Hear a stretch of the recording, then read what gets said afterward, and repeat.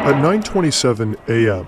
on the 24th of March 2015, a plane got in contact with the Marseille en route control center. It was an Airbus A320-211 operated by Germanwings headed from Barcelona to Dusseldorf. Everything seemed normal.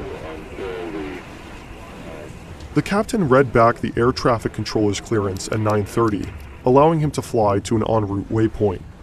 Only a few minutes later, something was off. The control center in Marseille saw that the altitude for the aircraft was around 30,000 feet, almost 2,000 feet lower than the original cruise altitude, and declining. Marseille contacted the plane and asked what altitude the plane was cleared for, but they received no response at all. Over the next 30 seconds, Marseille tried to contact the flight crew 2 more times. No answer. At 9:34, the control center tried a different frequency, but again, no response. From 9:35 until 9:39, the Marseille control center tried to contact the flight crew multiple times over different frequencies. An air traffic controller from the French air defense system also tried, as well as another aircraft. But each time, no response from Germanwings Flight 9525. At 9:40, radar contact was lost. The French air traffic controllers triggered a distress phase, declaring that the aircraft and its occupants were in imminent danger and required immediate assistance.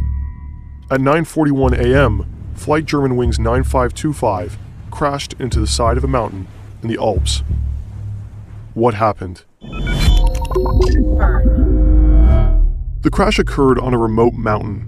Because there was no access by road, emergency crew had to be brought in via helicopter.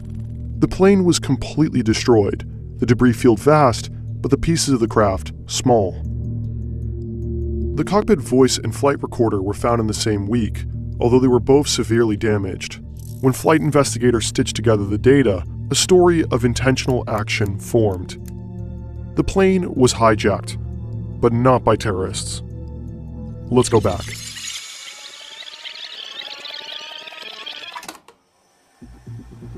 After the aircraft leveled off at its cruise altitude, the captain left the cockpit to go to the bathroom at 9:30. While he was in the bathroom, the plane was almost immediately set for a different altitude in the cockpit. At 9:34, the captain came back and requested access, but he got none. The door was locked. As he stood in front of that cockpit door, the captain began to understand. The co-pilot had hijacked the plane, and he had no way of getting in.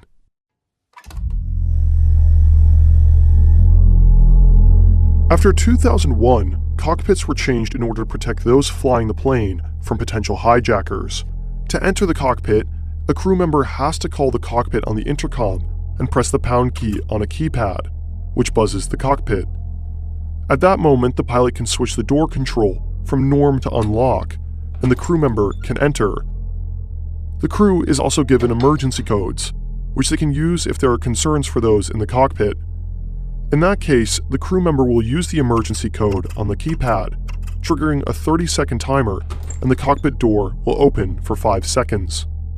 However, there are situations where those in the cockpit want to override the access by the crew, like during a hijacking. In that situation, the pilots can switch the door control to lock, overriding all emergency access. And it's that mechanism that the co-pilot used to permanently lock access to the cockpit while the plane began to descend. The captain was locked out of the cockpit without any control. At 9:39, the cockpit voice recorder picked up violent blows on the cockpit door.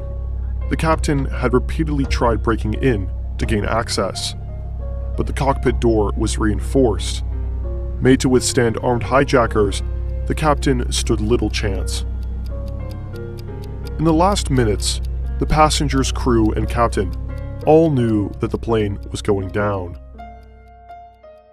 No one survived the crash.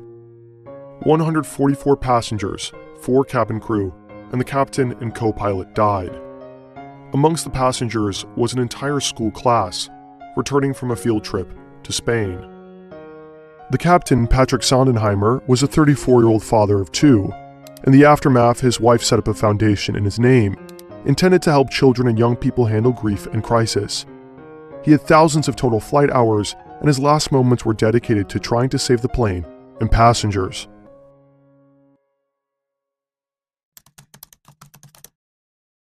The co-pilot was 27 years old, and from a young age, he was passionate about flying. His bedroom had posters of Airbus, Boeing, and Lufthansa, and he'd become an expert glider pilot as a child. He joined Lufthansa's flight academy straight out of school, but only a few months into the program, he stopped. He was suffering from a deep depressive episode, treated with antidepressants, and spent multiple months in the care of a psychiatrist. Eventually, he received a medical recommendation declaring that he was in remission. After a few months, his student pilot license and fit-to-fly medical certificate were restored. But if he needed any more psychiatric treatment, he'd be grounded from flying. But he continued with his training until he ran into a problem.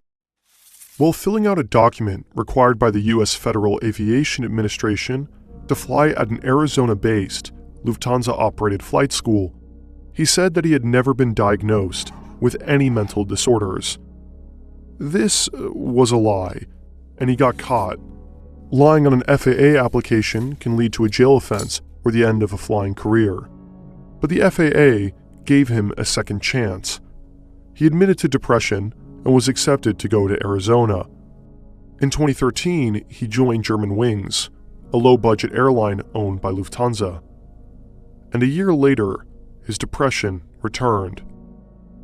He thought he was going blind, visiting ophthalmologists and neurologists multiple times per week because he was seeing stars, halos, flashes of light, streaks, and flying insects. But the doctor's scans didn't find much. He was diagnosed with hypochondriacal disorder, as well as emergent psychosis from his family doctor, and that doctor urged him to go to a psychiatric clinic, but he'd do no such thing. Instead, in January of 2015, he returned to the psychiatrist that had helped him in the first place.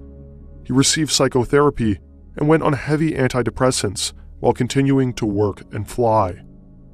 From February to March, he received multiple sick notes from multiple doctors. He wasn't all right, and he wanted something to change. 4 days before the crash, he turned to his computer to understand the locking mechanism on the Airbus A320 cockpit door. On his outbound flight from Dusseldorf to Barcelona, he tested the descent settings for a moment while Sondenheimer was outside the cockpit. On the return flight, he used it to bring down the plane. How could this have happened?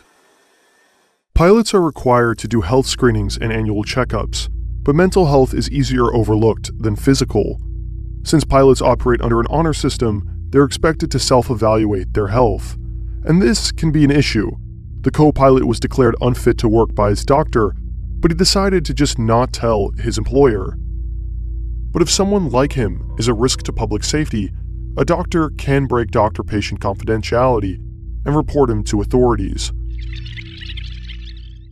So why didn't at least one of the multiple doctors who wrote multiple sick notes and declared him unfit to fly think that the co-pilot may have presented a risk for public safety? Enough of a risk that he couldn't be trusted to report himself. We don't know. The doctors may have believed the co-pilot was a risk to himself, but not to others. Being depressed does not make you a killer. Or maybe the doctors were just scared. Breaking doctor-patient confidentiality does not come without risks. It's even possible cultural factors could have played a role. Privacy and data protection are valued really highly in Germany. But trying to understand why doctor-patient confidentiality wasn't broken is a dilemma and issue best left to healthcare professionals and ethics professors. And unfortunately, we're YouTubers, so we encourage you to read more about it in these articles. Nonetheless, when you're watching this today, it's important to understand that this type of incident is incredibly unlikely. In the aftermath, the European Aviation Safety Agency proposed multiple safety regulations. Psychological screening for pilots increased, and multiple airlines adopted a two-person in the cockpit at all time rule.